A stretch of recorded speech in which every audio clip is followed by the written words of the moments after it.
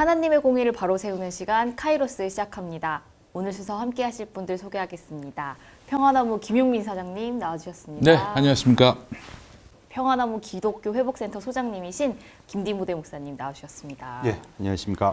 우리 저 김디모데 목사님이 지난 주간에 네. 아주 큰 이름을 떨치셨습니다. 신문에서 뵀습니다. 네, 그래요. 네. 예, 빙곤 포르노라는 네. 단어를 빈곤 포르노. 예, 썼다고. 네. 그 빈곤 포르노라는 단어를 좀 모르시는 분들께서 네. 예, 김건희 여사를 여성 비하하기 위해 음. 빈곤한 현장에 가서 포르노 찍듯이 했다라는 식으로 비아냥거렸다고 이해를 하시더라고요. 무식하기 짝이 없는 인간들이에요. 빈곤 포르노란 말을 모른다는 것 자체가 이건 정말 참 코미디 같은 일입니다. 아니, 예. 김용민이가 똑같은 행동해도 예. 김용민이가 빈곤 포르노 했다 이런 얘기를 합니다. 예, 어? 근데 제가 봤을 때는 우리 이 사장님이 그러시면 이분들 아마 김용민 의원이 했다고 보도할 거예요. 참 너무 황당해서. 기자님들, 요즘 기자님들 수준이 네. 참. 그래서 목사님 예. 어떻게 지내셨어요? 근데 기자님들까지는 좀 그렇다 쳐도 네. 아니 국민의힘에서 또 그거를 무슨 국회에서 발표를 한 겁니다. 대변인께서. 아니 제가 그래서 좀 어제 가만히 있는데요. 엊그제 네. 아니 여기저기서 목사님 무슨 기사에 나셨습니다. 라고 이렇게 연락이 오는 거예요. 그래서 봤더니 경제지 같은 데서 그리고 또 난 거예요. 그래서 제가 기가 막혀가지고 일개 목사 나부랭이 페이스북 글 갖고 보도하지 좀 말고 이거 할 열정과 열의를 가지고 김건희 도이치모터스 주가 조작이랑 본부장 비리나 좀 취재해달라고 제가 또 올렸는데 그건 안 써주더라고요. 안 써줘. 네, 목사님. 저도 그렇게 뭐 한마디만 쓰면 저를 공격할 목적으로 막 그냥 네. 여기저기서 이제 보도를 하는데 어느 단계에 가면요. 즐깁니다. 그래요. 야, 많은 사람들이 내가 살아있음을 알겠구나. 이런 마음으로 또 받아들이게 됩니다. 자, 그러니까 또 그 마음은 또 즐거운 마음으로. 아마 우리 이름 까먹었다. 누구지? 그 평양노회장 했었던 강제식. 강제식. 네. 강제식도, 처음입니다. 네. 강제식도 아마 즐길지 몰라요. 네. 카이로스에 매일같이 축제하는 거에 대해서. 예. 그래서 항의 전화를 많이 받았는데요. 항의 전화 오신 분들이 대다수가 다 기독교인 분들이신데 공통점이 있었습니다. 네. 제 번호를 어떻게 알았냐고 하면 안 가르쳐줘요. 안 가르쳐 그리고 주지. 또 본인 이름이 누구고 어느 교회 다니시는 누구냐고 그러면 또 안 가르쳐 주려고 그러세요. 근데 제가 너무 항의 전화 받았던 것 중에 레전드가 뭐였냐면 네. 국모를 국모를 하나님이 세우신 예? 모든 권세는 하나님이 세웠는데 로마서 13장. 예, 국모급 되는 이 여사를 어떻게 그렇게 쓰레기짓이라고 하면서 빈곤보루라는 단어를 쓰냐 그러면서 어떻게 이런 혐오 표현을 쓰냐. 그래서 저는 그 얘기를 들으면서 기가 막혔던 게 성소수자들 혐오는 앞장서시는 분들이 김건희 여사를 혐오한다고 분노하시는 그 사실도 기가 막힌데 제가 그래서 오죽하면 뭐라 그랬냐면요. 어르신한테 전화 왔을 때는 김건희 여사님 고모부 되십니까? 너무 분노를 하시니까 그리고 여성 권사님 연배가 저는 김건희 여사님 고모분 되십니까? 그 젊은 분한테 연락했을 때는 김건희 여사님의 조카 되십니까? 라고 다 아무 관계도 없는 분들이에요. 그래서 제가 김건희 여사를 하나님이 세웠다 그러길래 제가 좀 가르쳐 드렸습니다. 이직 분들이 세우신 거고 그리고 하나님께서 로마서 말씀 맨날 드립치는 거 아닙니까? 네. 하나님이 세웠다고 그걸 우리 국민들에게 이 위임을 해주신 거, 일임을 해주신 겁니다. 그렇기 때문에 우리가 세울 수도 있고 민주적 투표 방식을 통해서 우리가 세울 수도 있고 엉뚱하고 범죄를 저지르거나 뻘짓을 하면 끌어내릴 수도 있는 그 자율적인 권한을 그 권세를 세울 수 있는 권한을 우리한테 주셨습니다. 라고 말씀을 드렸더니 개소리 하지 말라고 그래가지고 언쟁만 하다가 전화를 끊곤 해서 고생하셨습니다. 그래서 조금 그래도 친절한 목사 모드로 설명을 해드렸습니다. 네, 목사님 그 또 방법이 있습니다. 네. 뭐든지 첫 전화가 중요합니다. 첫 전화 왔을 때 김용민이냐 이렇게 물으면 아닌데요? 그러면 그다음부터 전화가 안 와요. 예. 그다음부터 전화가 안 와요. 아, 죄송합니다. 이러고 그랬는데. 예, 그렇게 끊죠. 그러니까 전화 거는 인간들이 같은 부류의 사람들, 예. 한 커뮤니티에 있는 사람들이니까. 또 이게 영웅당처럼 퍼져요. 내가 김용민이한테 전화해서 한 소리 했다. 질 수 없지. 그럼 나도 전화해서 근데 아니, 아니라도. 그게 아니지. 그거는 이제 서로 다 같이 작전을 짜가지고 네. 계속 괴롭히는 거예요. 근데 오늘은 너. 처음 전화를 했는데 김용민 아닙니다 하면은 지들이 또 올립니다. 야 아니래 번호가. 예. 예. 예. 근데 이번에 그 좀 이 성공회 대한 성공회 네. 신부님하고 네, 네. 그리고 가톨릭교회 신부님께서도 음. 그 해외 순방 당시에 이제 좀 추락 관련해서 네. 부적절한 비행기? 발언을 네.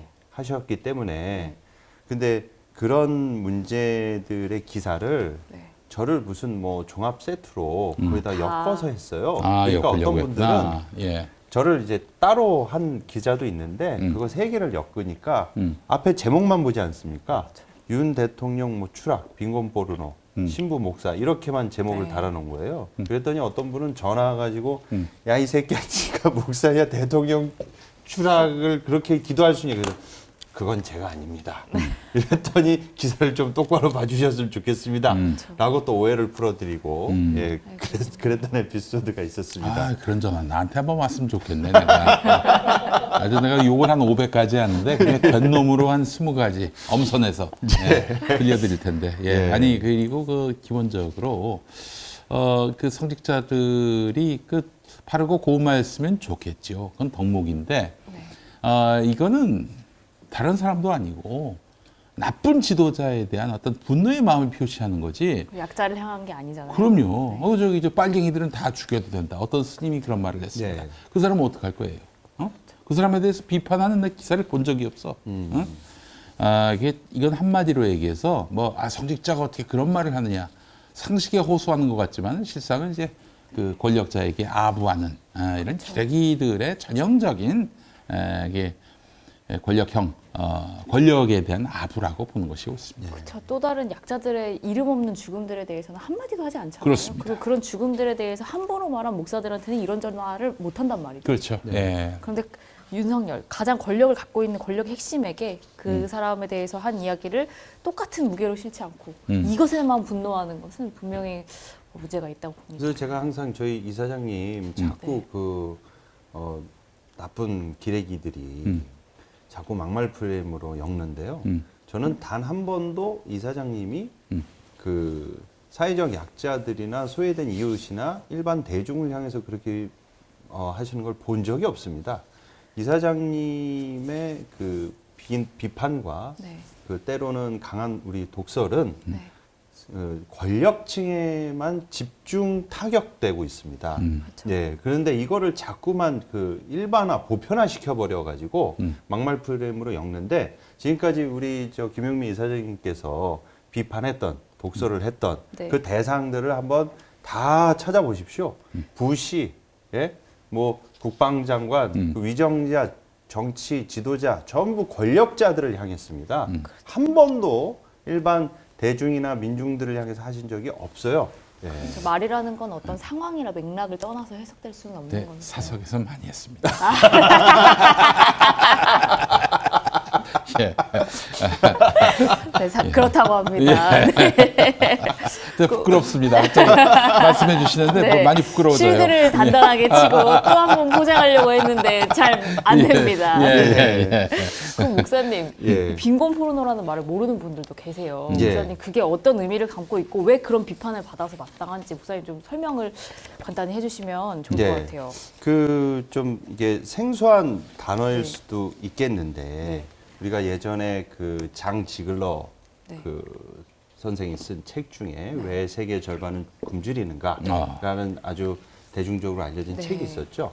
그래서 이렇게 구호에 대한 것이 대중적으로 많이 알려지기 시작하면서 이 특정 지역, 뭐 분쟁 지역, 전쟁, 난민 이런 곳에 저희가 어떤 구호 활동을 하거나 빈곤한 네. 그 기아 문제가 발생한 곳에 구호 단체들이나 NGO들이 이런 지원을 할 때 홍보 마케팅 수단에 대해서 네. 좀 가불론박이 있었습니다. 이게 뭐냐면 그 상황에 처한 사람들은 당연히 네. 그 상황이 어렵고 공궁한 상황에 놓일 네. 수밖에 없잖아요. 근데 그런 거를 어디까지 우리가 있는 그대로 오픈해서 알려주고 네. 그리고 거기서 이제 공개되는 사람들의 인권 문제 그렇죠. 이런 문제들이 결부돼 있기 때문에 이런 걸 상당히 조심스럽게 접근해야 된다는 네. 것이죠. 그래서 많은 분들이 이 빈곤 포르노라는 단어에 대해서 좀 생소하실 수도 있는데 이 영단어 빈곤이라는 단어와 네. 그리고 자극적인 성인물 우리가 영어로 네. 포르노라고 하죠. 이 두 단어가 합쳐진 합성어입니다. 이게 1980년대부터 이미 공공연하게 써 왔었는데 네. 이 단어가 본격적으로 두각을 나타나게 된 것은 2008년에 그 개봉한 영화 중에 슬럼독 밀리어네어라는 영화가 네, 있었습니다. 있었어요. 근데 이 영화가 배경이 인도거든요. 네. 근데 이게 인도 슬럼가를 너무 인도에 대한 그 이미지를 너무 나쁘게 그린 거예요. 네. 그래서 이걸 가지고 이제 타임즈 기자 중에 앨리스 마일스라는 네. 기자님이 인도를 각종 범죄가 난무하고 가난하기만 한 나라처럼 묘사를 했다고 이 방식이 상당히 저급하고 폭력적이다. 그래서 이런 식으로 표현한 것을 하나의 이제 용어로 빈곤 포르노처럼 빈곤 포르노그래피처럼 표현을 했다라고 시작돼서 네. 그때부터 이제 이 용어가 쓰여오기 시작했습니다. 그래서 정확하게 말씀을 드리자면 기부자나 기부단체들이 가난한 어떤 빈곤한 상황을 촬영할 때 그 실태를 고발하는 게 아니라 네. 이 빈곤적인 상황에 놓여 있는 사람들을 자극적으로 막 소품처럼 여기는 겁니다. 그래서 연출을 하고 가난한 사람의 모습을 이렇게 이용해가지고 네. 자신의 어떤 그 후원의 수단으로 삼거나 네, 네. 이미지를 돋보이게 하기 위한 그런 목적으로 사익적 목적으로 네. 이런 걸 이용하는 행위 이거를 이제 쉽게 말씀드리면 빈곤 포르노다라고 말씀드릴 수 있겠습니다. 예. 이런 그러니까 의미가 이미 있었던 말이고 그리고 김건희 씨가 사진을 찍었던 걸 보면 예. 그 아이가 수단화돼 있다라는 느낌이 들거든요. 예. 그럼 그런 의미에서는 이게 어떤 뭐 그냥 그 김건희 여사의 행적을 그저 그냥 비판하기 위한 언어가 아니라 실제로 그 캄보디아에 있는 그 아이를 전혀 그 아이의 인권을 전혀 보호하지 않고 전혀 예. 존중하지 않은 어떤 그런 자극적인 소재로 소품으로 사용된 건 맞는 것 같아요. 예, 아니 그래서 외신도 그렇죠. 이미 제가 그 우리 한국 외교 정세에 대해서 자주 그 네. SNS를 통해서 언급하시는 네. 케빈 그레이라고 이제 영국 네. 서섹스 대학교 네. 국제관계학과 교수님이 SNS를 통해서 이 김건희 씨의 이번 캄보디아 방문 요 사진을 그 기자의 글을 리트윗해서 올리셨습니다. 네. 그래서 비판하셨고 그리고 영국 그 프리랜서 기자 중에 라파엘 라시드라는 그 사람이 네. 이 문제에 대해서도 똑같이 이 글을 올렸고 심지어 외신에서도 빈곤 포르노라는 단어를 그대로 네. 착용해서 이 한국 영부인 김건희 여사가 이런 식으로 행위를 한 것에 대해서 네. 비판을 받고 있고 논란이 되고 있다라는 외신 보도들이 이미 보도가 됐습니다. 근데 제가 봤을 때 이 문제의 그 총체적인 문제가 있다고 보는데요. 네. 캄보디아의 이 정상들이 모여서 그 참여한 거 아닙니까? 그렇죠. 공식 행사였잖아요. 근데 그 캄보디아 측에서 마련한 그 영부인들끼리의 모임 네. 앙코르와트. 안 가고 네. 그리고 독단적으로 네. 비공개 행보라고 하면서 빈민촌을 가고 병원을 갔단 말이에요. 네.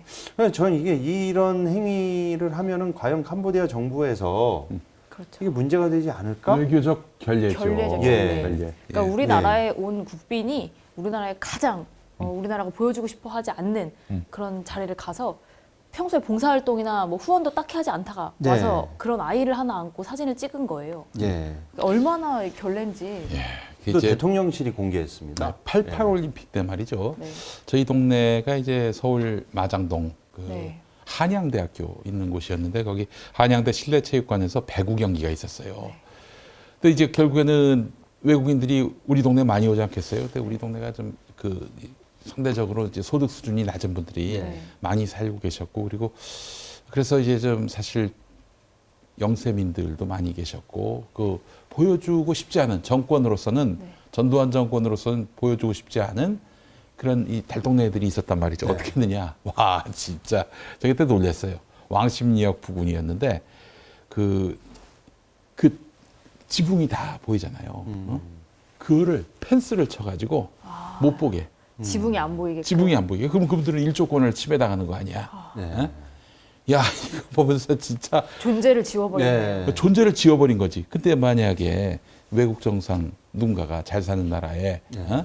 정상 부인이 와가지고 그 펜스 친 거기 들어가가지고 사진을 찍는다 그러면은 저기 그게 하여튼 그게 그렇죠. 별리 어느 아니겠습니까? 정도의 그 무게가 있는 결례인지를 인식을 못하는 것 같아요. 일단 본인이 연출하고 싶은 장면을 연출하기 위해서는 이게 외교적 결례인지 뭔지도 지금 판단이 안 서는 거예요. 그거를 대통령실이 또 공개했습니다. 그렇죠. 대통령실이 풀 기자단이 쫓아가긴 했는데 이 여기에서 이 공개된 사진이나 영상 모두 다 대통령 전용, 대통령 전담으로 찍어서 대통령실이 공개한 사진만 저희는 지금 볼 수 있는 저 거고요. 선착동자도 다 알만한 정치적 의도인데 이걸 또 준다고 그대로 또 보도를 합니다. 이 정신 나간 언론인들이 부끄럽지도 않냐? 그렇게 아휴, 참. 제가 본 기사 중에 가장 기가 막혔던 거는 예. 뭐 빈곤 포르노 비판하면서 실제로 뭐 저기가 어디냐 지원하겠다 후원하겠다 하는 뭐 의견이나 뭐 문의가 빗발쳤다 이런 그렇죠. 기사도 있었어요. 예. 그렇죠. 그 캄보디아에서 네. 그 김 여사가 잘했다. 뭐 이렇게 예. 말하고 싶었던 모양이지.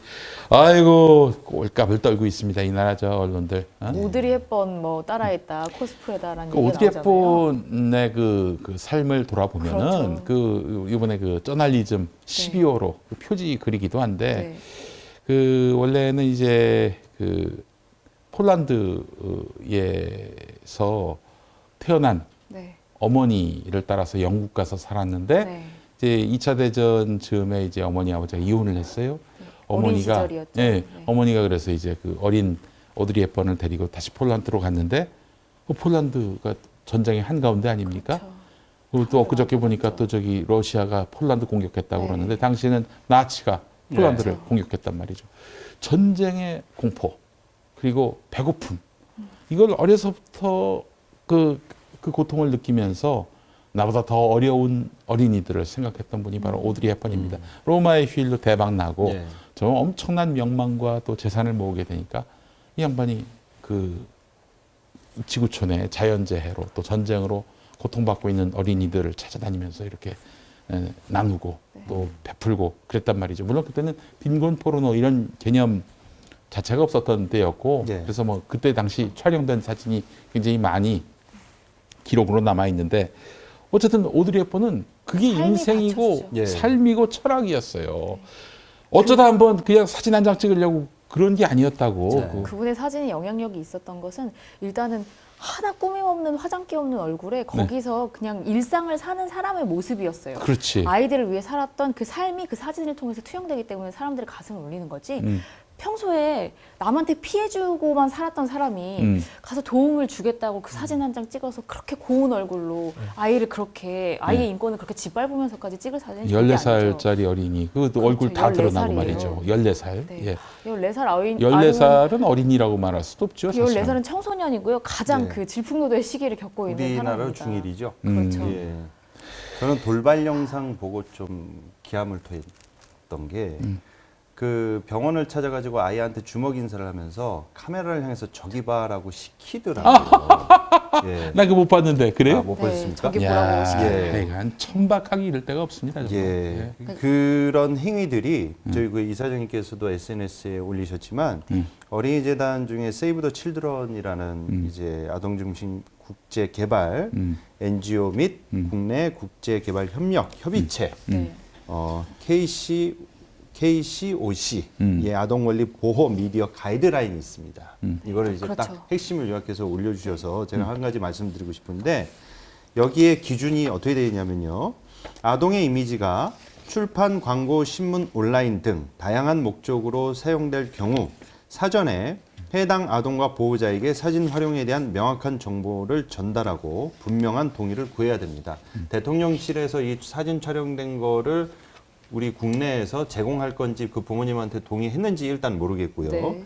아동을 동정 및 시해 대상이나 약자, 피해자로 묘사하지 않습니다. 그리고 아동을 자신의 삶을 위해 노력하는 주체자로 표현합니다. 아동과 해당 아동이 살고 있는 지역사회에 대한 고정관념이나 편견을 형성할 수 있는 보도는 하지 않습니다.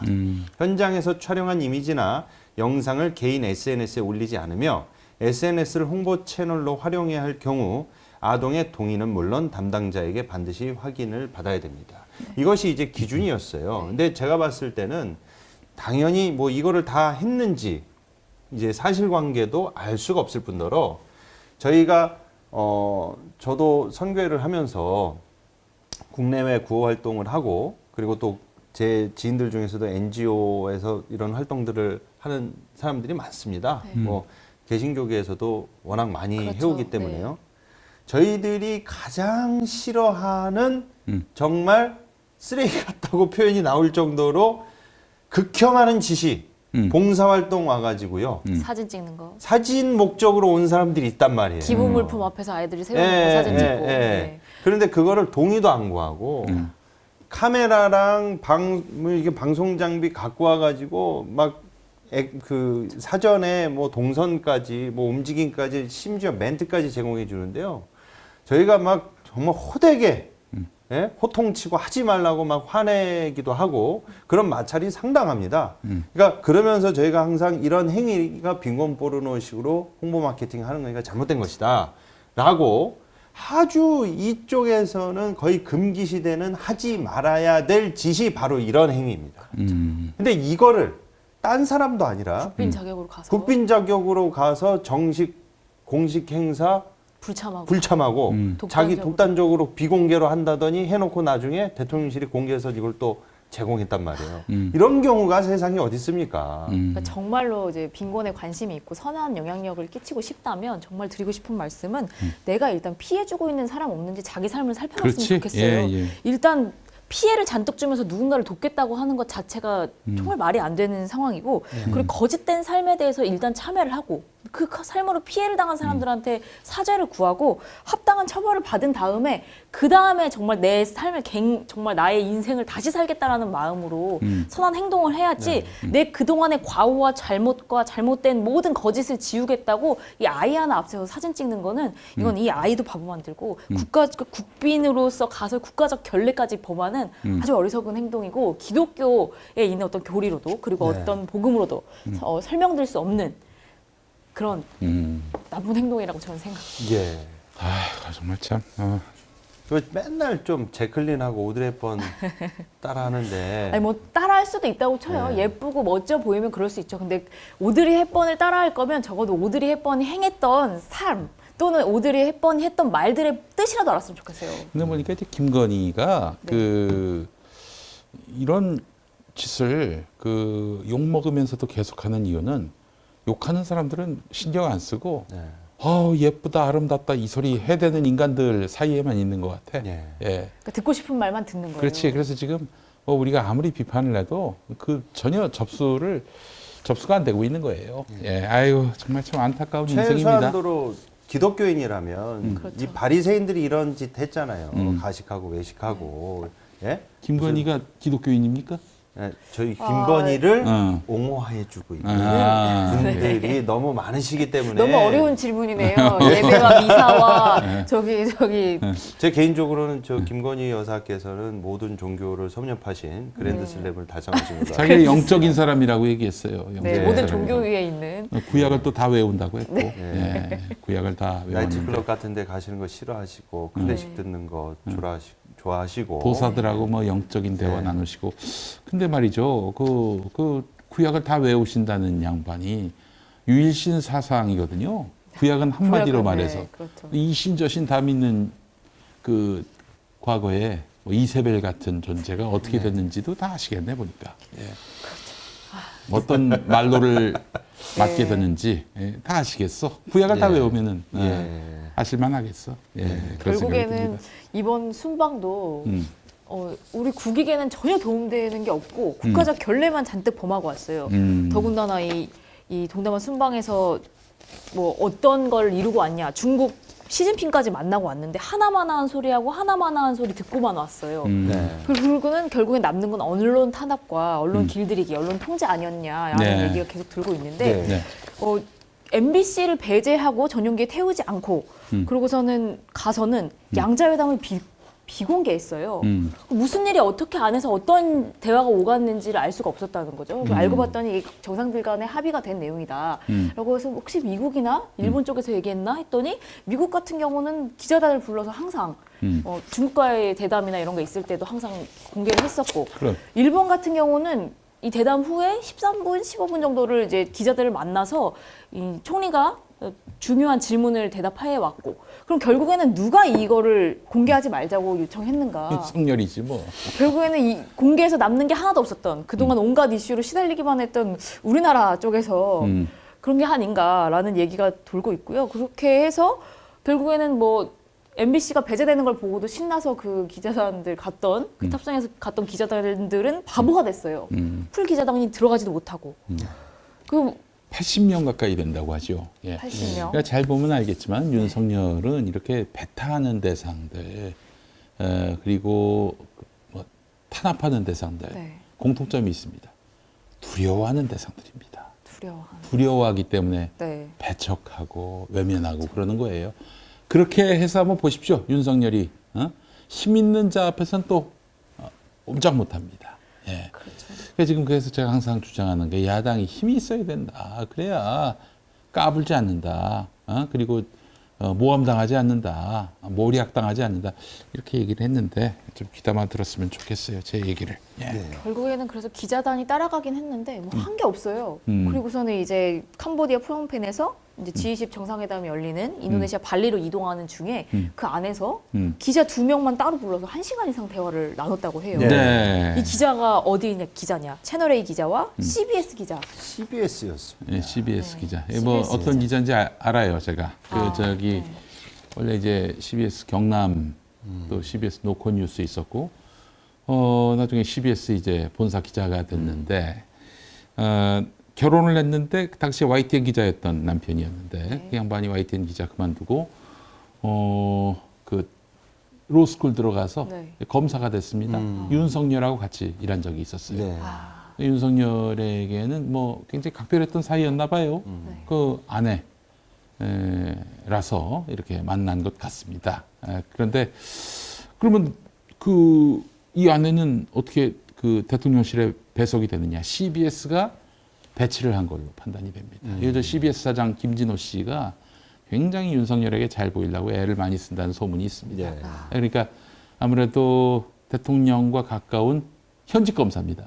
현직 검사의 아내인 자사 기자를 대통령실에 배치시킨 게 아니겠는가 하는 그런 추론이 가능합니다. 네. 와, CBS가 이런 곳이어서는 안 되잖아요. 그동안 역사 속에서 나름의 역할을 했었고 어떤 그 해야 할 사명이 또 이 신앙적으로도 있는 곳인데 근데 사실은 뭐 이 현실 세계에서 언론 보고 뭐 이념, 명분 이런 거 요구하면 안 됩니다. 다 먹고 살기 바쁜 인간들이에요. CBS도 마찬가지고.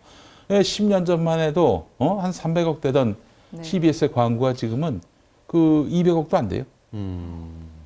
그 나머지 돈은 그럼 어디서 메우느냐? 대형 교회 이런 데서 손 벌리죠. 헌금 받아가지고.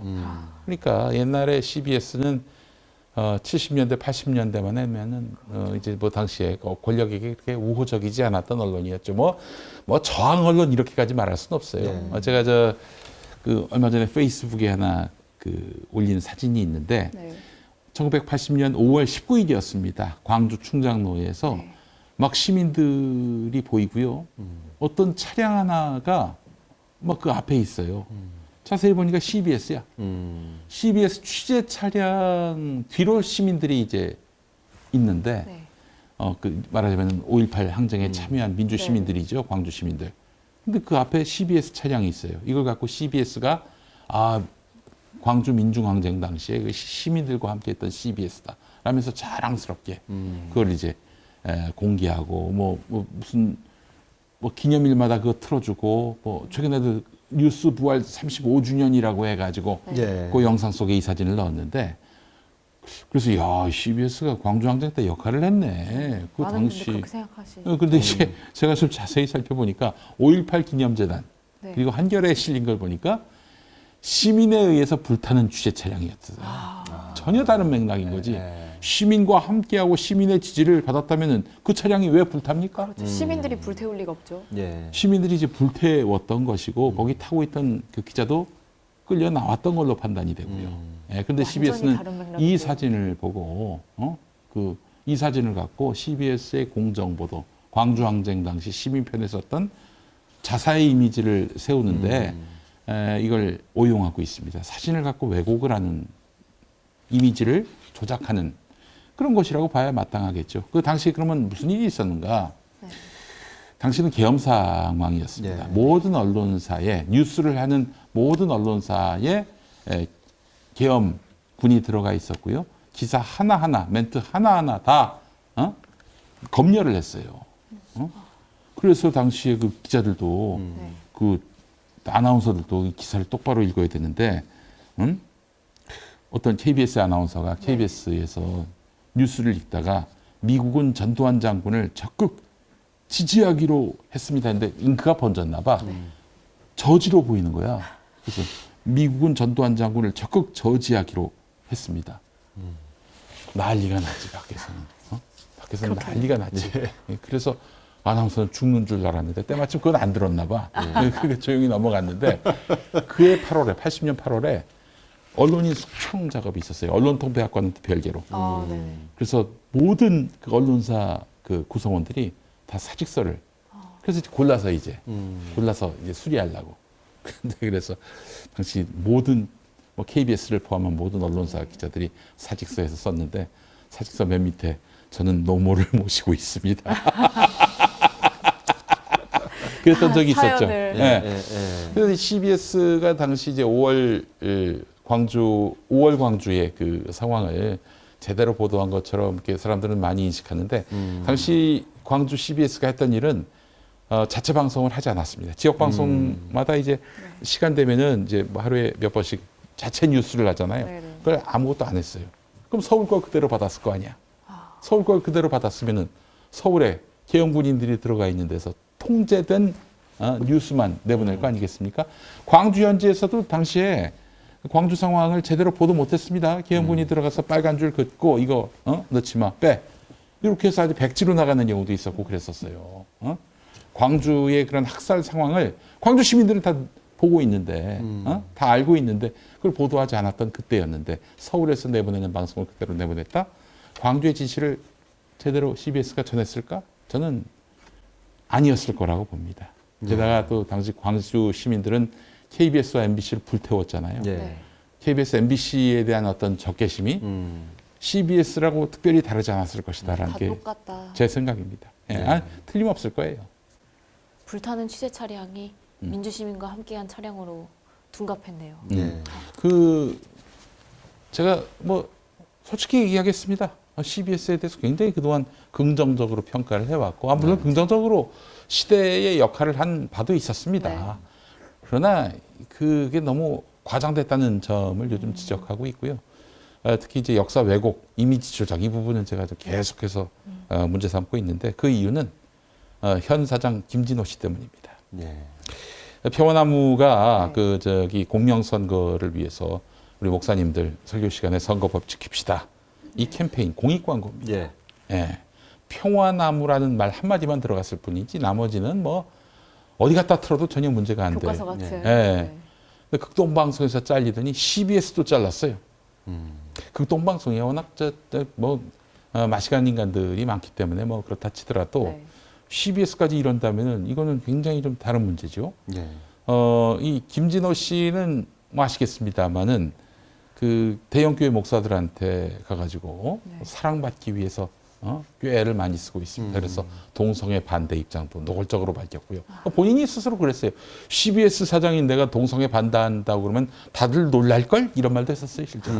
네. 부끄러운 줄을 모르네요. 부끄러운 네. 줄도 모르고.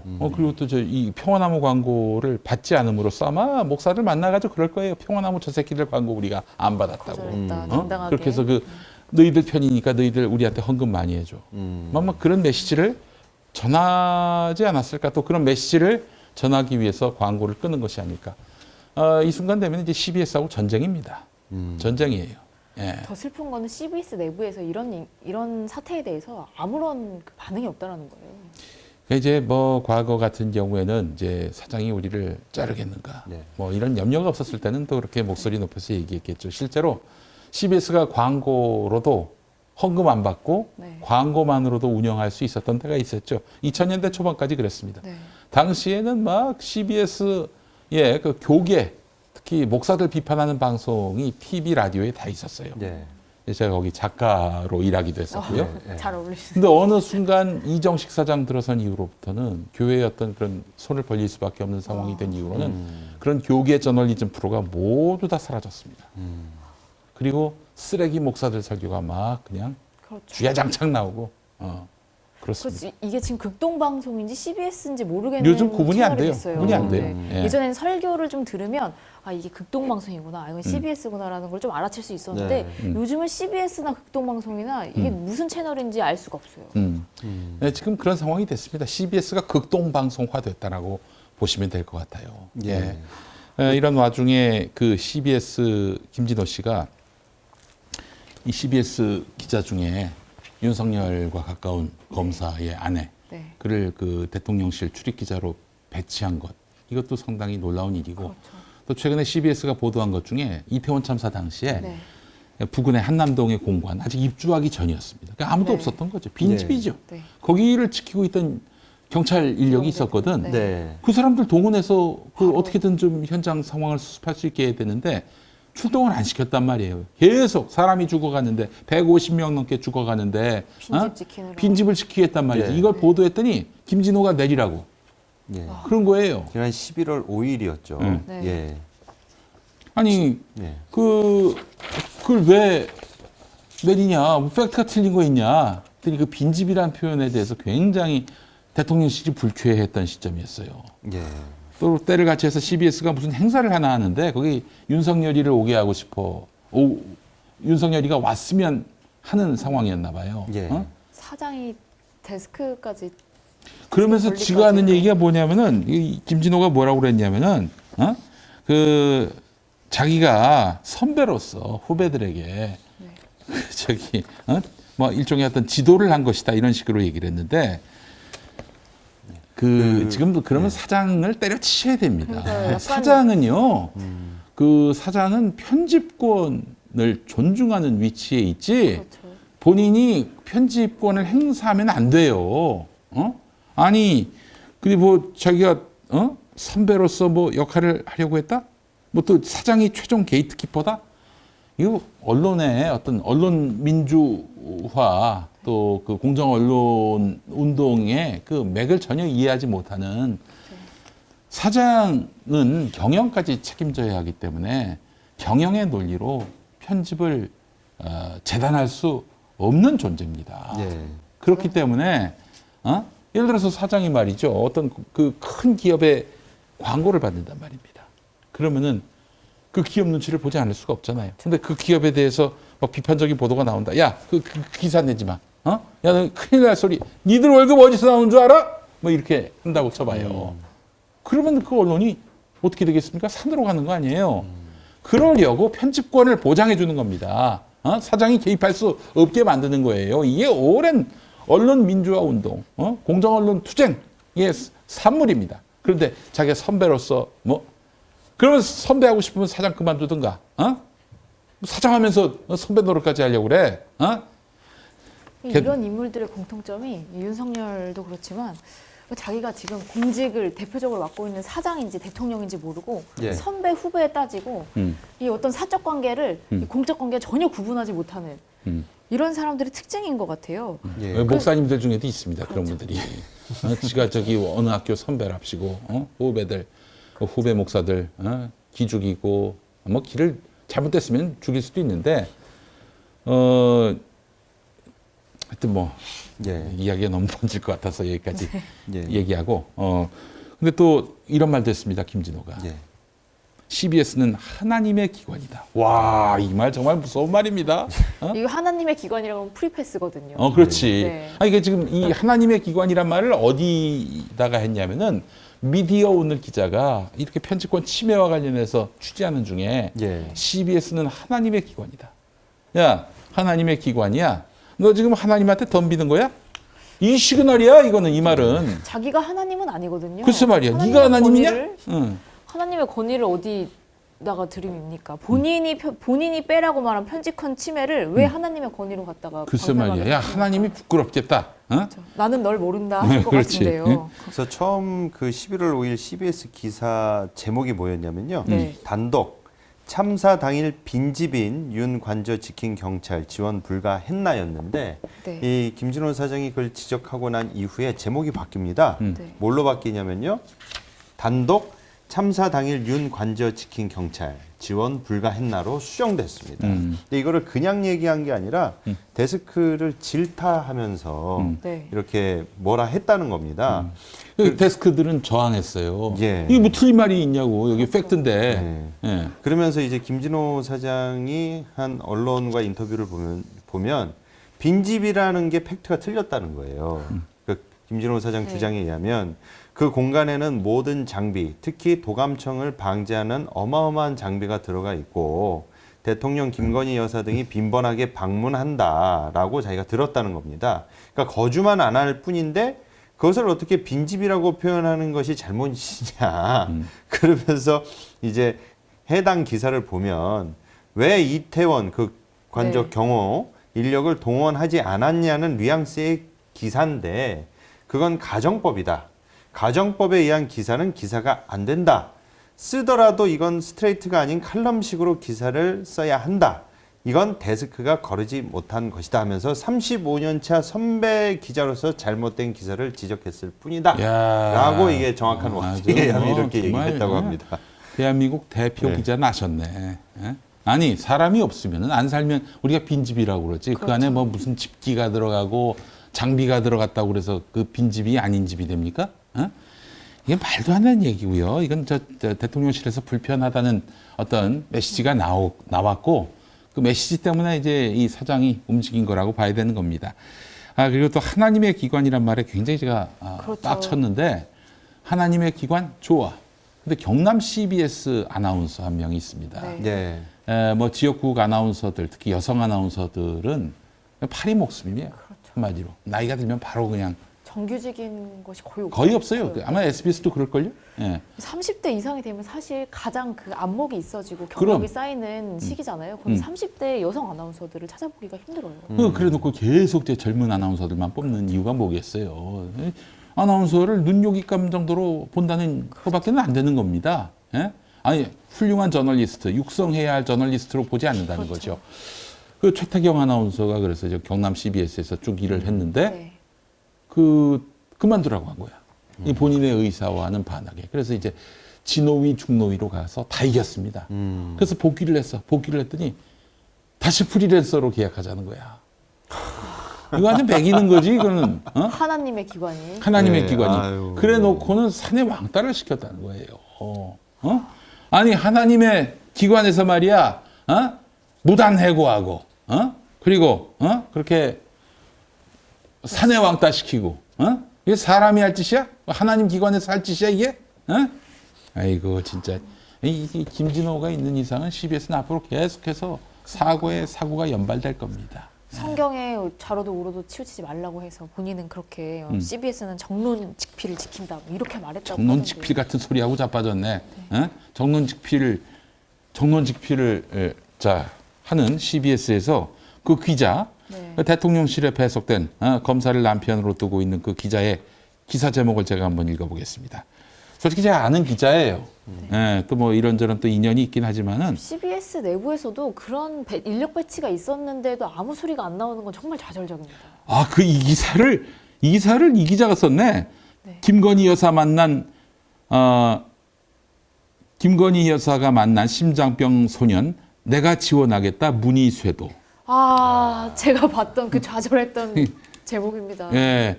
김건희 여사 역대 영부인 중 처음으로 푸놈펜 병원 찾은 이유는 눈물 쏟은 김건희 여사 국가가 지켜주지 못해 정말 죄송하다. 아마 이태원 참사를 말하는 것 같습니다. 윤석열 대통령 MBC 전용기 탑승 프로에 해외 순방에 중요한 국익이 걸려 있다라고 발언. 김건희 여사 이태원 참사에도 독일 영부인에게 깊은 감사. 김건희 여사 사고 막아내지 못해 죄송. 고교생 희생자 유족 위로. 네. 윤 대통령 긍정평가 6주 만에 30%대 진입. 이 기자에게 제가 한번 묻습니다. 이러려고 기자가 됐습니까? 그러니까요. 지금 물 들어옵니까? 물 들어오니 노를 한번 져야겠습니까? 하나님의 기관의 기자들이 제목만 들어도 윤비어천가 부르는 그렇죠. 느낌이 듭니다. 정말 CBS가 많이 병들어가고 있습니다. 여러분 네. 정말 이거 주목하실 일이고요. 그리고 저는 그 CBS가 뉴스가 부활된 지 이제 35년 맞아가지고 뭐 사진전도 열고 뭐 이런저런 기념 동영상도 올리던데 정의는 과거의 타자에게서 찾는 것이 아니라 오늘 자신에게서 찾는 겁니다. CBS는 오늘 35년 전 역사를 기념할 자격이 있습니까? 그리고 그때 이제 마지막 뉴스를 전하면서 이제 눈물을 흘린 여성 아나운서가 있었어요. 그 아나운서가 갑자기 이름이 생각이 안 나네.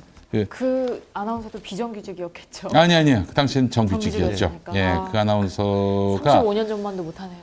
그 예수교 대한성결교회 목사님이세요. 네. 명일동 교회의 목사님이신데 그 목사님이 장미영 아나운서셨네요. 당시 이제 1980년 11월 마지막 날에 이제 언론 통폐합 되기 바로 직전에 이제 마지막 방송, 마지막 뉴스. TBS가 아니라 TBC 동양방송과 DBS 동아방송 같은 경우도 그랬고 여기는 아예 방송국이 없어지는 거고요. KBS에다 통폐합되는 거고 CBS는 방송은 유지되지만 보도와 광고가 이제 중단되는 거죠. 완전히 그냥 뭐 도태시키려고 했던 거예요. 그래서 그 당시에 마지막 방송은 혹여 돌발 상황이 발생할 수 있기 때문에 신참 아나운서들에게 하라고 했단 말이죠. 너무 소신이 강하지 않을 것 같아요. 그래서 막 갓 입사한 지 얼마 안 된 아나운서. 네. 그래서 저 DBS 동아방송은 이수경 씨 아시죠? DJ 이수경. 그분이 원래 동아방송 출신이에요. 그 신참 아나운서로서 그 마지막 방송하게 했고 CBS는 역시 28인가 29 됐던 장미영 아나운서한테 마지막 뉴스를 맡겼는데 이 양반이 막 울면서 뉴스를 했던 거죠. 울면서도 그 침착함을 유지하려고 애쓰는 그 모습이 더 애처로웠는데 35년 전 장미영과 오늘의 최태경 과연 그들에게 CBS는 같은 CBS일까? 이렇게 자문하는 것이 정의입니다. 불리한 상황에서 하나님의 그 기관이다라고 말하는 것 자체가 너무 슬프고요. 진짜 하나님의 기관은 말로 하지 않고 행동으로 보여주는 기관이잖아요. 이 땅의 정의와 공의가 제대로 실현되고 있는지 참 언론으로서 감시 기능을 제대로 소화해내는 그런 부끄럽지 않은 CBS가 됐으면 좋겠습니다. 물론 이제 CBS가 좀 운영하기 쉽지는 않습니다. 왜냐하면은 뭐 라디오 음악 FM은 청취율이 높다고는 하지만은 라디오 시장 자체가 굉장히 축소되고 있고 그래서 이제 앞으로 이미 주파수를 반납한 방송도 있습니다. 그럴 정도로 지금 라디오 시장이 급격하게 위축되고 있는 상황인데 이런 상황에서 그 CBS가 광고비가 점점 줄어들고 있는데 광고 수익이 말씀드린 대로 10년 전에는 300억이었는데 지금은 이제 200억 초반대, 이 100억대로 지금 떨어질 상황이에요. 그 한 3분의 1 가까이 이제 줄어들게 되는 상황까지 이르게 됐는데 또 그래서 결국 교회의 손을 벌리다 보니까 급격하게 보수화될 수밖에 없는 구조기도 하지만은 그러나 가오라는 게 있습니다. 세상에 가오라는 게 있어요. 돈 앞에서 그렇게 불의와 타협하고 그런다면 하나님의 기관을 자처할 수는 없는 것이죠. 그런 생각이 듭니다. 1987년에 서울대생 그 박종철 고문치사 사건의 진실을 알리는 그 기폭제 역할을 했던 CBS가 다시 그 회복돼서 정상적인 저널리즘을 회복하는 그때 PD가 변상욱 대기자였습니다. 그렇습니다. 변상욱 대기자 그때 얘기를 다시 한번 좀 해보자면은 이제 그 월요 기획이라는 방송이 있었습니다. 오후 한 2시인가 3시인가 했던 건데 그 시간에 이제 오로지 전도 방송만 하게 됐지만은 뭐 사회 현상에 대해서도 이제 얘기하는 시간이었는데 시청자들 이제 전화를 받는 시간이었어요. 전화를 받는데 이제 사전에 물어보죠. PD가 무슨 말씀하시겠냐. 그래서 지금 땡전 뉴스에 대해서 비판하겠다. 그러면 알겠다. 그것만 말씀하시라고 네. 했는데 이 양반이 갑자기 하다가 생방송 중에 발동이 걸린 거야. 어? 전두환으로 시작해서 이순자로 끝나는 이따위 땡전 뉴스. 거기까지 좋았어. 그 다음에 이런 전두환 정권은 결국 멸망할 것이다. 이런 방송을 해가지고 난리가 났죠. 그래서 그 변상욱 예. 기자나 이런 분들은 이제 그 남산 가서 네. 매 맞을 일만 남았구나. 진짜 당시 그랬으니까. 예, 예. 그렇죠. 예, 그래가지고 그때 아주 벌벌 떨었다는 그런 이야기도 있고 또 이런 참 슬픈 이야기가 있습니다. 네. 이 얘기는 뭐 많은 분들이 잘 모르시는 얘기인데 87년 그해 12월에 대선이 있었지 않습니까? 네. 대선이 있었어요. 네. 근데 그때만 해도 이건 뭐 전두환 정권이 하는 선거 관리는 뭐 엉망일 것이다. 틀림없이 부정선거가 있을 것이다라는 네. 믿음이 확고했어요. 그래서 그때 CBS가 그 당시 어떤 그 민중단체하고 함께 네. 독자적 개표 방송을 하기로 한 거예요. 아, 독자적 네. 개표 방송. 이미 1960년 3.15 부정선거 때도 네. 독자적 개표 방송을 했거든. 그러다 CBS에서. 그걸 이제 부정선거를 잡아낸 거야. 예. 아, CBS가 그때. 예.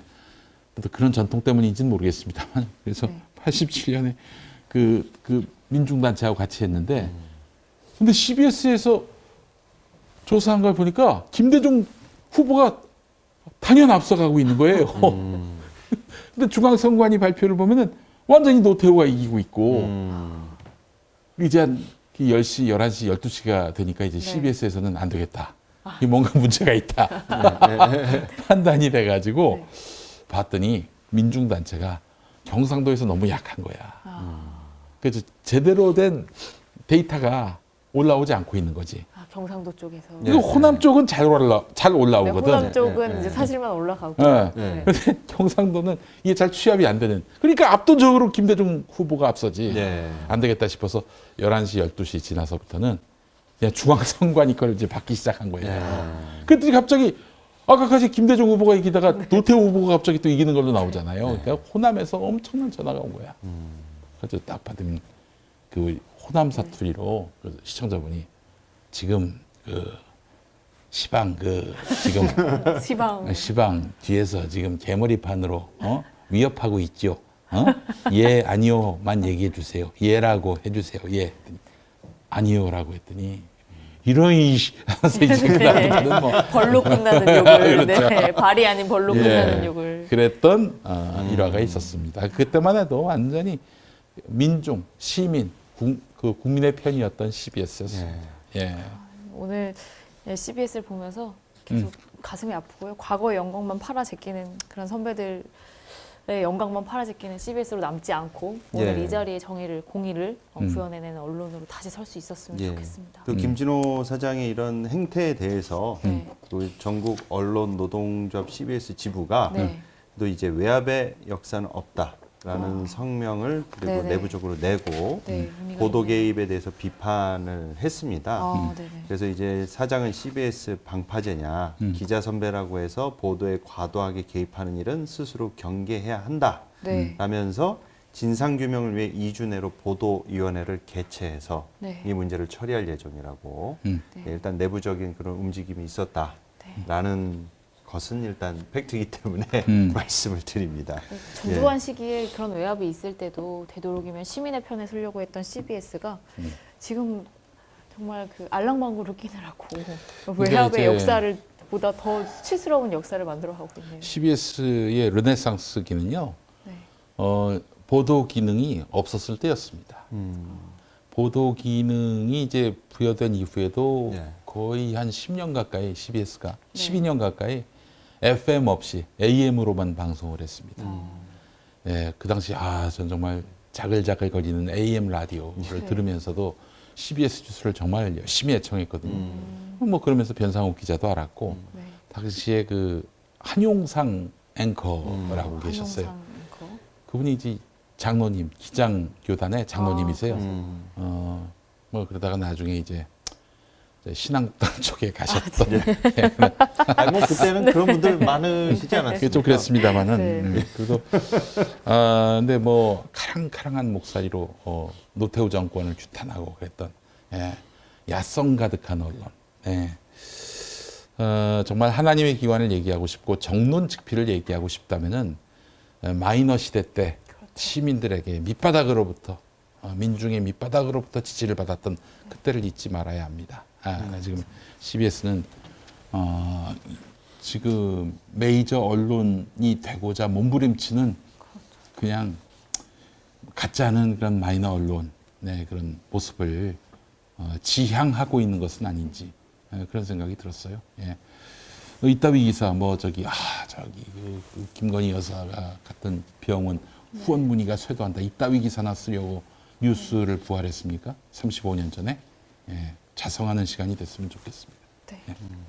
그리고 또 이 윤석열 대통령 이야기도 잠깐 하자면 그 1시간이 얼마나 사실 귀합니까? G20 가기 전에 1시간이. 네. 그 자기 그냥 대통령이 편한 대화를 나눈 거라 아무 어떤 기자를 편애한 건 아니다라는 식의 뉘앙스로 이야기를 했는데 그 1시간 동안 자기가 외워야 되는 그 중요한 것만 봤어도 그렇게 그 국제 행사에 가서 바보처럼 멀뚱멀뚱 앉아 있진 않았을 거예요.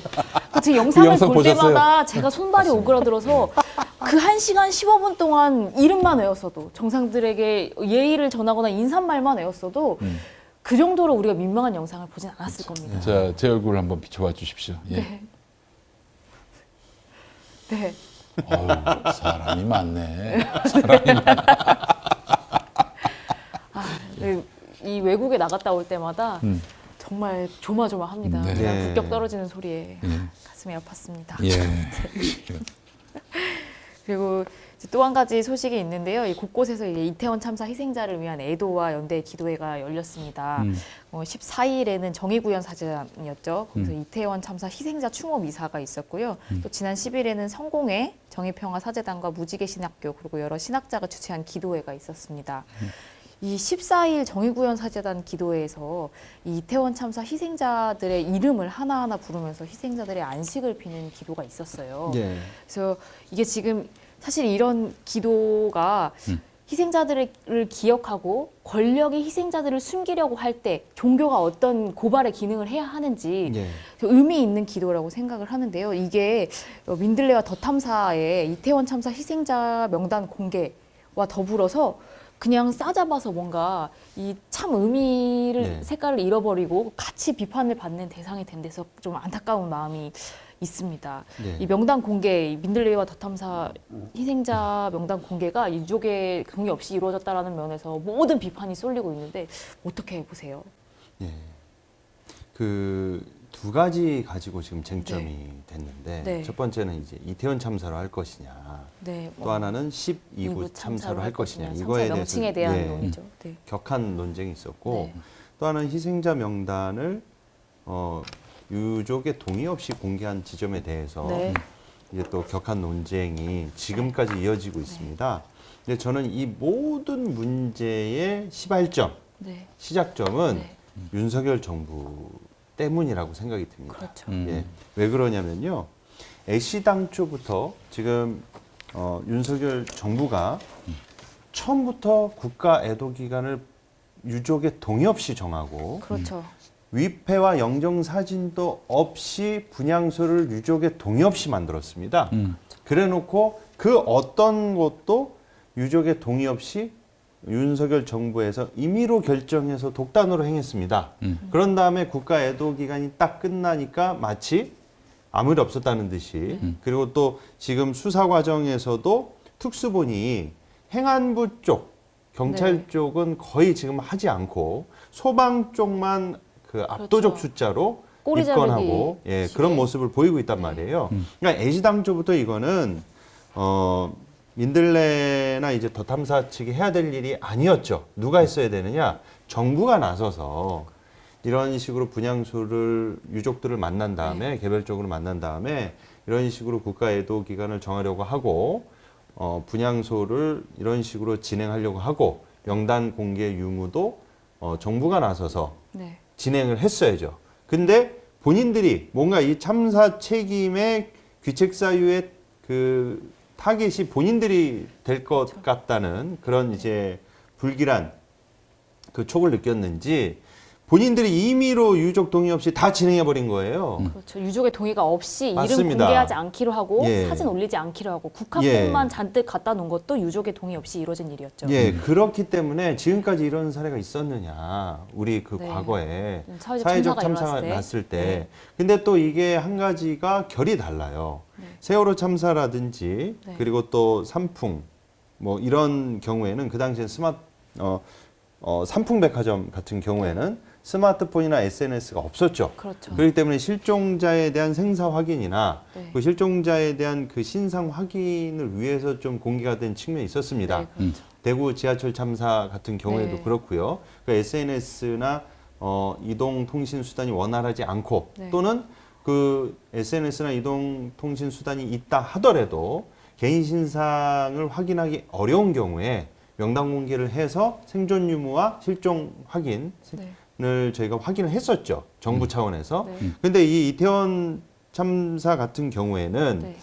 그런 상황하고는 좀 결이 상당히 달랐습니다. 네. 그렇기 때문에 이게 뭐 처음이기도 하고 그렇기 때문에 혼선이 온 거라고 네. 볼 수도 있겠지만 이유여하를 막론하고 이러한 모든 진행 과정을 정부가 행안부가 일방적으로? 주도적으로 했어야 된다는 거죠. 근데 일방적으로 본인들이 참사 책임을 면피하기 위해서 이런 식으로 유족 동의 없이 진행을 해왔기 때문에 당연히 이 부분에 있어서 책임자 처벌과 진상 규명이 이루어지고 또 윤석열 정부 입장에서는 이 참사 분위기가 장기간 지속되는 게 자기 자신들한테 좋지가 않거든요. 그러니까 이것을 빨리 무마하기 위해서 이렇게 한 것이 아니냐라는 의혹이 크기 때문에 그렇죠. 희생자들의 숨기어서 이 공분을 막으려고 맞습니다. 하는 예, 거죠. 희생자들의 이제 영정 사진과 사연을 사연들 네. 그런 것들이 공개가 되면 당연히 이제 악영향이 올 수 네. 있다는 것이죠. 그리고 또 한 가지 찝어드릴 지점이 뭐냐면 국내에서 이 희생자들의 실명과 그리고 각 개인의 어떤 에피소드들이 정말 많이 보도되는 경우가 거의 없었어요. 다른 참사 때랑 예. 좀 다르죠. 근데 이게 보도 하필 BBC나 이제 해외 외신들을 통해서 보도되는 것을 네. 국민들이 접하니까 자꾸 어떤 인상을 주냐면 이거 정부가 언론이 이렇게 외신에는 실명이 거론되고 네. 사진도 나오고 영상도 나오고 사연까지 소개가 되는데 왜 국내 언론들은 이런 걸 보도하지 않지? 네. 의도적으로 은폐하거나 덮기 위한 거 아니야? 네. 라는 인상을 자꾸만 이 불신을 줬기 때문에 네. 더더욱이 이 신상 공개나 이런 게 이루어져야 되는 것이 아닌가. 또 이제 일각에서는 그런 견해도 크다는 것이죠. 그러니까 예. 지난 10일에 있었던 기도회에서 세월호 참사 희생자 유해은 양의 어머니시죠. 박은희 전도사가 했던 말 중에 참사 후 신속하게 해야 할 것은 유가족과 시민을 단속하는 일이 아니다. 그 마음을 이해하고 자신들의 잘못을 인정하고 사과하고 그럼요. 벌을 받는 것.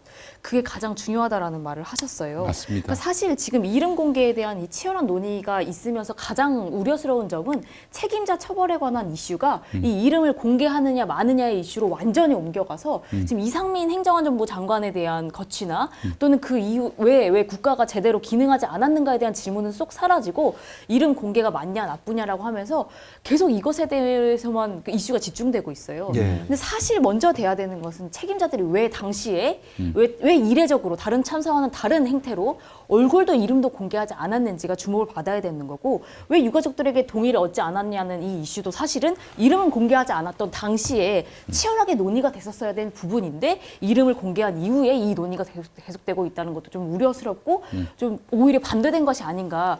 왜 언론과 다른 많은 기관들은 일단 그렇게 원래 이름이 공개됐었어야 되는 참사의 이름 공개, 얼굴 공개 전혀 없었던 사안에 대해서 유가족들의 동의를 받았는가라고 묻지 않았는지. 예. 그러니까 윤석열 정부에 대해서 왜 묻지 않았는지도 얘기가 먼저 돼야 되는데 이 이름을 공개한 이후에 이런 논의가 되고 있다는 것은 결국엔 누구를 타겟으로 이 이름을 공개했던 것 자체를 문제 삼고 오히려 정부의 잘못이 그쪽으로 다 시선을 회피하고 시선을 돌리기 위한 어떤 상황으로 흘러가고 있다는 데서 조금 예. 우려스러운 지점이 있는 것 같습니다. 네. 언제부터 국민의힘이 뭐 유족들 인권이나 그런 걸 존중했다고 예? 목소리 높이고 있는지 정말 이 꼴불견입니다. 그래서 찬성 측은 네. 찬성 측 그러니까 명단을 공개하는 것이 옳다라고 네. 주장하고 있는 찬성 측의 딱 내용은 네네. 뭐냐면요. 처음부터 정부가 참사 책임을 축소하기 위해서 네. 임의로 유족의 동의 없이 위패와 영정 사진 없는 애도 기간을 네. 설정하고 분향소를 만들어서 추모를 신속하게 속행해서 마무리 지어 버렸다는 거예요. 그래서 이름을 부르는 것은 개개인의 신상을 공개하는 것이 아니라 참사를 그냥 인격화했을 뿐이고 신원공개 차원이었기 때문에 그렇게 이게 비난받을 일이냐라고 네. 이 공개를 찬성하는 쪽은 그렇게 말씀들을 하고 계시고요. 네. 이제 반대하는 입장에서는 네.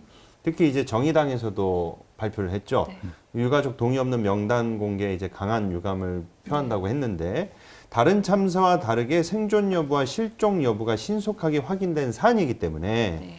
그러므로 유족의 동의를 얻고 공개 비공개 유무를 조금 시한을 두고 네. 공개했어야 되지 않겠느냐. 그걸 이제 지금 현재 반대하는 측에서는 이렇게 주장을 하고 있는 상황인 네. 것이죠. 그래서 이상민 행정안전부 장관이었나요?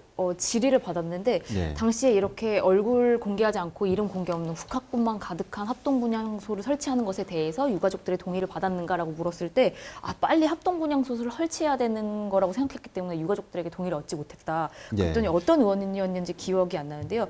155명, 당시에는 155명으로 개수가 됐었는데 그분들의 명수가 세워졌었는데 155명의 유가족들에게 전화하는 것이 이게 국가기관에서 155명에게 전화하는 것이 그게 힘들어서 그것을 못해서 지금 합동분향소 설치를 빨리 해야겠다라고 핑계를 대는 건가라고 네. 이제 질타를 했었어요. 사실 정말로 책임져야 할 사람들 그리고 정말로 처벌을 받아야 될 사람들 정말로 이 사과를 해야 할 사람들이 사과를 하고 제대로 이것이 마무리되기까지의 단계가 있을 것 같아요. 이것이 이런 상황에 있어서 피해자와 희생자들의 어떤 그리고 유가족들의 의견이 매우 중요하고 이 사고 처리에 대해서도 앞으로 이 유가족들을 중심으로 네. 이루어져야 되는 건 분명한 사실이지만 이런 어떤 책임자 처벌과 그리고 정말 이 대답해야 될 사람들을 쏙 가려버린 이런 정말 마치 이 기업이 비정규직과 정규직의 싸움을 붙여놓고 자기는 쏙 빠지는 것처럼 네. 진짜 책임을 피하고서 둘만 싸움 붙이는 식으로 이 논쟁이 흘러가서는 안 되겠다라는 생각을 해봤습니다. 예. 네.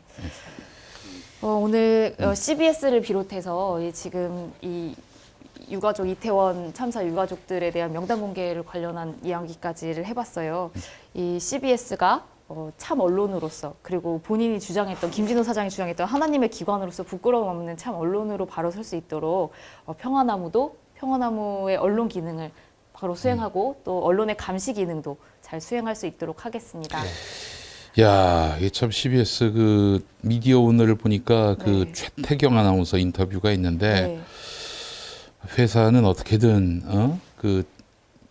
복직을 수용하지 않으려고 몸부림을 치고 있는 것 같은데 이럴 때 노동조합이 좀 나서야 되는 거 아닙니까? 그렇죠. 노조는 뭐 입장이 없다. 매번 저희 평화나무 이슈 때도 입장이 없었어요. 노동조합이 물론 이제 소속 노동자들의 처우와 또 복지를 위해서 애를 쓰는 것이 본령이긴 하지만은 그 사장의 이런 불의에 대해서 견제하고 감시하고 제동을 거는 역할도 해야 됩니다. 지금 주어진 역할만 하겠다. 이러면 너무 곤란합니다. 최태경 아나운서의 일이 본인들의 일이 될 수 있다라는 걸 좀 기억해 주셨으면 좋겠어요. 그때 또 CBS는 또 그런 게 있어. 네. 비정규직은 우리하고는 어떤 결이 다르다. 결이 다른 다르다. 급이다. 다른 종자들이다 이런 인식을 하고 있는 것 같아요. 슬픕니다. 굉장히 엘리트 의식도 강하고요. 예. 그거 버려야 합니다. 지금 어떤 시대인데 CBS 직원이 뭐 대단하다고 어디 사회 앞에서 내놓을 만한 그런 자리입니까? 그런 어떤 신분이에요? 아니 고통받는 이웃들의 벗이 돼야지. 걔는 우리하고 성분이 달라. 우리는 시험 보고 들어왔고. 정말 이러지 맙시다 진짜. 지금 CBS 시대가 어떤 시대인데. CBS가 메이저 언론으로서의 어떤 메이저 인정을 받기 위해서는 메이저 아닙니다 너희들은. 메이저 너희들이 언론들이 메이저인 줄 알아요?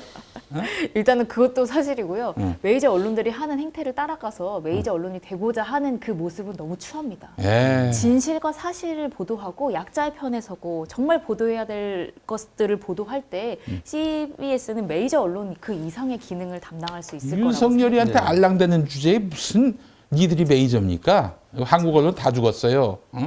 부끄러운 줄 알아야지. 사장부터 똑같아. 아이고 진짜. 우리 CBS가 참 언론으로 거듭나고 또 메이저 언론을 따라가는 언론이 아닌 진실을 보도하는 그런 할만한 아니 정의와 언론으로. 진실을 위해서는 그렇죠. 그 외로운 길을 갈 수도 있는 거죠. 아무도 따라오지 않는 길을 걷는 것이 진짜 하나님의 기관다운 행보입니다. 하나님의 기관으로서 부끄럽지 않습니까?